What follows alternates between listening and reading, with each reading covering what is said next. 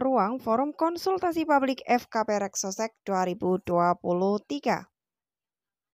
Hai, Assalamualaikum warahmatullahi wabarakatuh. Selamat datang saya ucapkan di Usma Ulia Channel yang masih sama membahas tentang beragam aplikasi dan informasi. Informasi pada kali ini masih akan saya bahas informasi terbaru dan terupdate dari Badan Pusat Statistik, dan lebih spesifiknya yaitu tentang contoh untuk penataan ruangan bagi peserta untuk kegiatan Forum Konsultasi Publik atau FKP Reksosek 2023. Bagi teman-teman yang barangkali baru saja menemukan channel ini, mohon dukungannya dengan cara subscribe, bunyikan lonceng notifikasinya, dan juga tinggalkan jejak dengan like dan komennya ya. Yang mengacu pada buku pedoman FKP yang saya terima setelah pelatihan, dan ini saya sedang mengakses untuk soft filenya. Ada peraturan tertentu untuk kegiatan Forum Konsultasi Publik atau FKP Reksosek 2023 tentang kaitannya tentang tempat. Adapun tempat yang dimaksud oleh PPS Pusat sendiri pada pelaksanaan FKP nantinya harus merupakan tempat umum, kemudian beratap, kemudian penerangan cukup, ada lagi yaitu ada meja. Dan adapun untuk mejanya itu sendiri ada beberapa opsi atau pilihan yang disarankan oleh PPS Pusat untuk diaplikasikan untuk kegiatan FKP di suatu wilayah, yaitu katakan di suatu kelurahan atau desa ya. Opsi penataan yang dimaksud dari pusat itu sendiri ada 3, seperti teman-teman lihat pada layar teman-teman. Untuk penataan yang pertama adalah penataan model meja bentuk U. Dan seperti yang teman-teman lihat, untuk penataan ruangan dengan model meja bentuk U ini, fasilitator itu berada secara terpisah, berada di depan.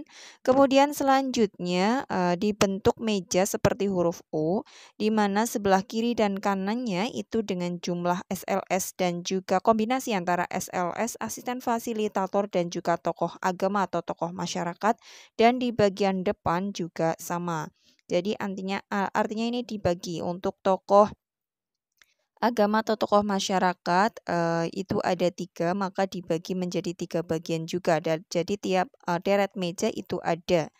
Kemudian asisten fasilitator di sini disarankan duduk di antara para ketua SLS, tapi tidak menutup kemungkinan asisten fasilitator ini nanti akan berjalan berkeliling karena untuk menjawab pertanyaan-pertanyaan yang mungkin diajukan oleh para ketua SLS.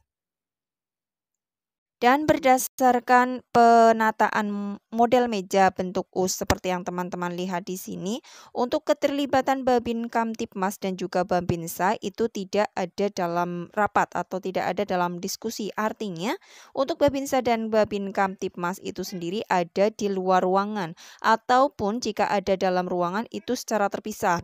Bisa saja di bagian belakang ada tempat duduknya sendiri ya. Jadi mereka akan dilibatkan untuk kegiatan FKP jika dibutuhkan. Artinya jika ada perdebatan antara ketua SLS dan juga fasilitator atau asisten fasilitator seperti itu ya. Dan jika dilibatkan maka akan dipanggil Babinsa atau Babin Kamtibmas akan dipanggil untuk ikut meredakan suasana, misalkan suasana memanas, katakan seperti itu. Untuk contoh penataan model meja yang kedua yaitu model meja panjang seperti yang teman-teman lihat di sini. Panjang seperti namanya, maka meja disusun secara memanjang menjadi 2 deret. Artinya di sini berdasarkan contoh di sini fasilitator tetap berada di paling depan mengawasi semua anggota atau peserta FKP. Asisten fasilitator ada 2 yaitu berada di salah satu sisi, yang satu di sisi yang lainnya. Kemudian keterlibatan antara lembaga desa atau lembaga adat atau katakan tokoh agama, tokoh masyarakat ada di masing-masing deret. Ada paling tidak ada yang mewakilinya.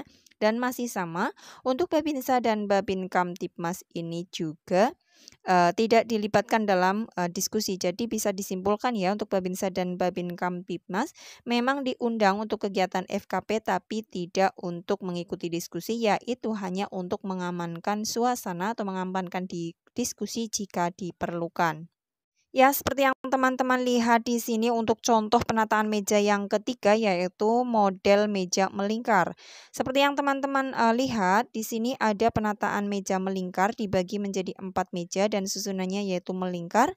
Fasilitator tetap sama yaitu berada di bagian paling depan untuk mengawasi semua peserta FKP.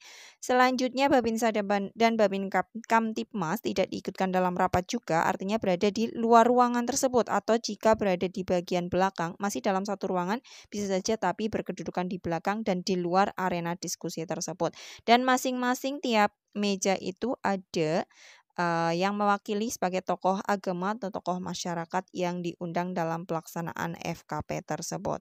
Intinya dapat disimpulkan berdasarkan ke peraturan baku ya, dari PPS Pusat sendiri ini ada 3 bentuk penataan meja yang bisa diaplikasikan untuk kegiatan FKP, tapi tidak menutup kemungkinan nanti akan disesuaikan dengan keadaan dari desa atau kelurahan suatu wilayah ya, barangkali beda.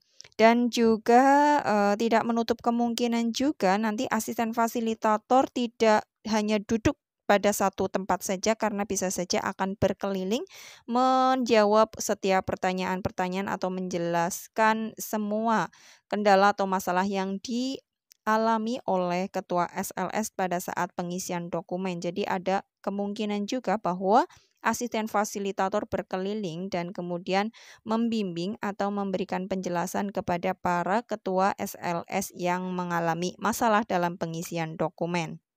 Kesimpulan yang selanjutnya, fasilitator selalu berada di bagian paling depan untuk mengawasi semua peserta FKP dan juga mengawasi jalannya FKP tentunya ya. Dan Babinsa dan Babin Kamtipmas tidak diikutkan dalam suatu diskusi atau rapat. Artinya Babinsa atau Babin Kamtipmas diundang hanya untuk mengamankan suasana apabila diperlukan. Jadi keberadaannya bisa di luar ruangan atau bisa saja di dalam ruangan yang sama tapi tidak dalam lingkup tempat diskusi yang disediakan. Dan dari 3 opsi untuk penataan meja yang ini, teman-teman yang bertugas sebagai asisten fasilitator ataupun administrator bisa berunding kira-kira tentunya berunding bersama fasilitator untuk menentukan kira-kira opsi mana yang akan ditentukan atau digunakan pada pelaksanaan FKP yang teman-teman pimpin nantinya. Dan untuk administrator sendiri di sini tidak ada ada penjelasannya juga ya, tapi pastinya administrator tidak hanya duduk di satu tempat karena kegiatan administrator atau tugas administrator juga lumayan banyak ya. Pada saat pelaksanaan FKP, administrator juga harus membuat dokumentasi dan dokumentasi ini tidak mungkin dong harus dilakukan dengan duduk saja. Jadi kemungkinan administrator akan berjalan secara fleksibel ke sana dan kemari untuk melakukan dokumentasi pada saat FKP berlangsung. Ya, demikian yang dapat disampaikan pada pembahasan kali ini. Semoga informasi ini bermanfaat bagi teman-teman yang terlibat dalam kegiatan FKP Reksosek 2023, baik asisten fasilitator maupun administrator. Semoga teman-teman nantinya benar-benar merupakan tim yang solid untuk mensukseskan pelaksanaan FKP Reksosek 2023 dan semoga berjalan dengan kondusif ya. Dan selanjutnya salam sukses selalu tentunya untuk teman-teman. Wassalamualaikum.